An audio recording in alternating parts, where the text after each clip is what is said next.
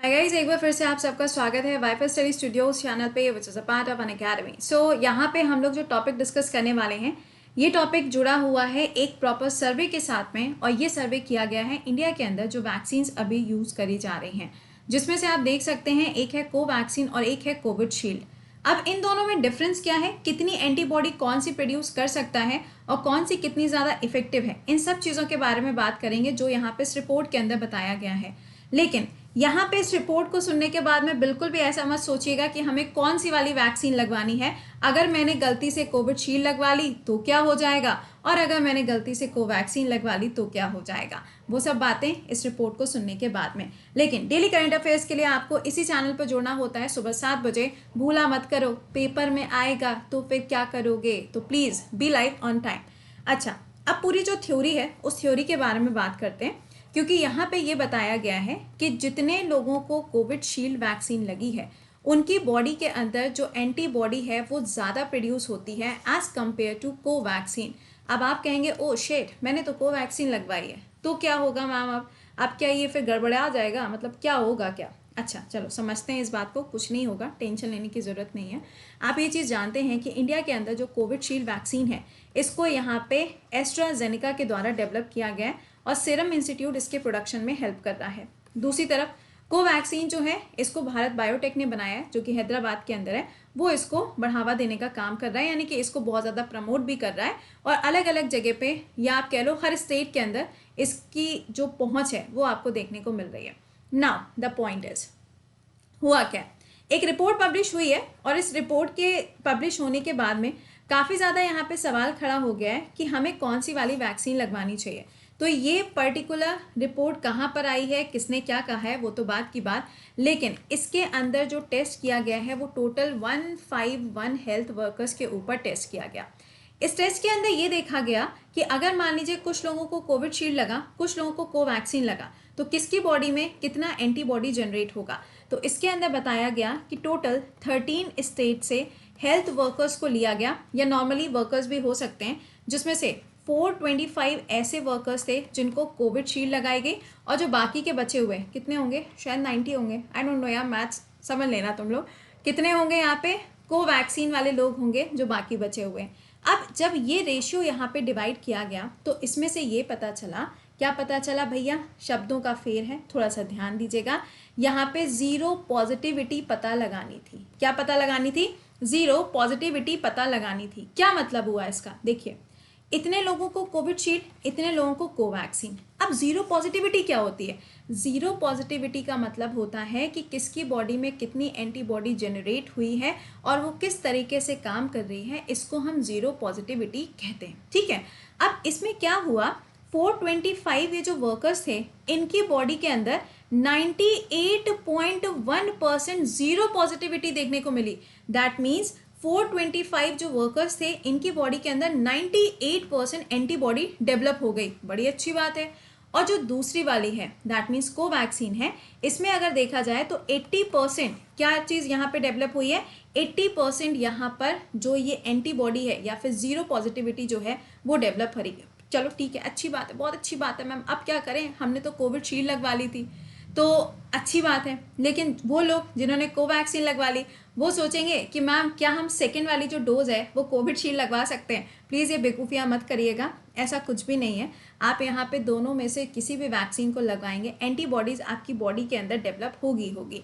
हाँ, थोड़ा सा डिफरेंस ज़रूर है, लेकिन वो चीज़ें आपके इम्यून सिस्टम के हिसाब से क्या हो जाएगी, बैलेंस हो जाएगी। तो उसके बारे में आपको ज़्यादा परेशान होने की ज़रूरत नहीं है। वैक्सीन आप वही लगवाइएगा जिसकी डोज आपने पहले लगवाई है, और आपको इसी चीज़ को फॉलो भी करना है।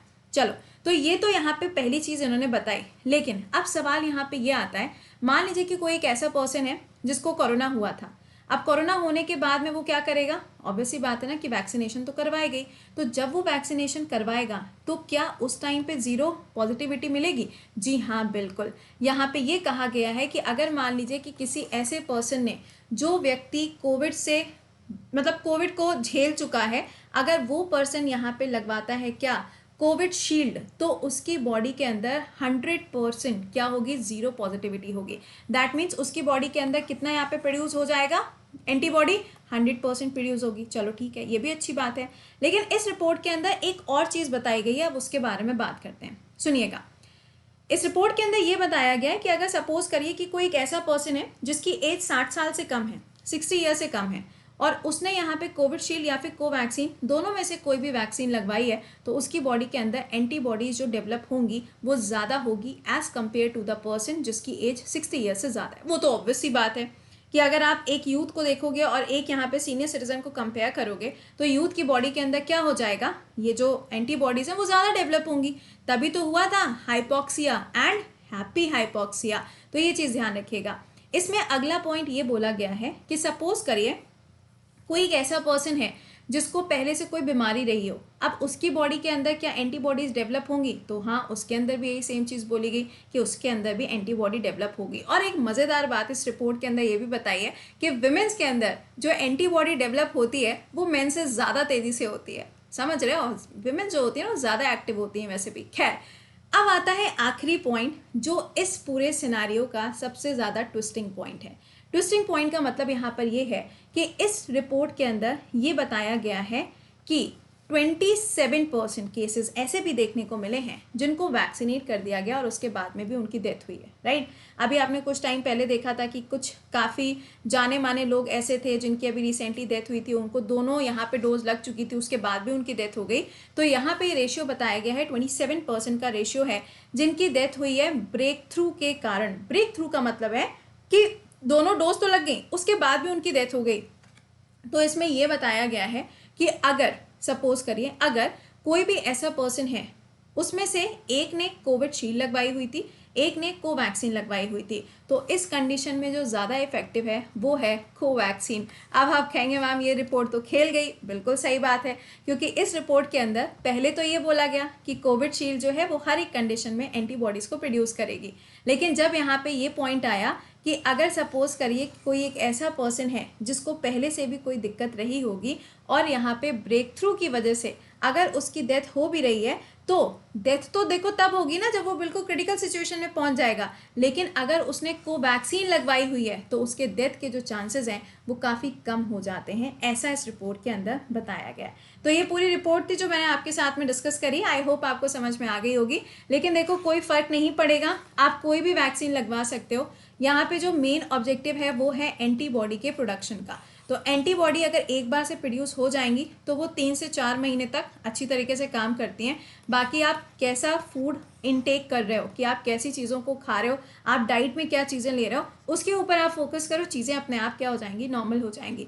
थोड़ा सा यहाँ पे कोशिश करिएगा कि जब आप विटामिन सी और इन सब की टैबलेट्स की बात करते हैं, उससे अच्छा ये है कि आप नेचुरल चीज़ों को इनटेक करो, जैसे कि लेमन हो गया, ये सब चीज़ें होती हैं, तो it will be good for you. ठीक है, तो ये मैंने आपको रिपोर्ट पूरी बता दी है। तो आप जो भी वैक्सीन लगवा रहे हैं दैट्स सेफ, कोई आपको टेंशन लेने की ज़रूरत नहीं है। वैक्सीनेशन तो सबको करवाना है, तो आप क्या कर सकते हैं भाई, अपना स्लॉट बुक करें एंड जाके वैक्सीनेट करवाएं। ठीक है, चलिए अच्छा, तो अब आपसे मिलेंगे सुबह 7 बजे। लेकिन इसके अलावा आपको बता दें, अगर आपने ये बैचेस ज्वाइन नहीं किए हैं तो गाइज आपके पास में शायद 2 या 3 दिनों का ही समय बचा है। आप इस बैच को ज्वाइन कर सकते हो at the cost of 5940। SSC batch की बात हो रही है, जिसमें 1 साल के लिए आप ज्वाइन करेंगे तो 4 मंथ का एडिशनल आपको कोर्स मिल जाएगा। 2 साल के लिए ज्वाइन करोगे तो 6 महीने का एडिशनल कोर्स मिलेगा।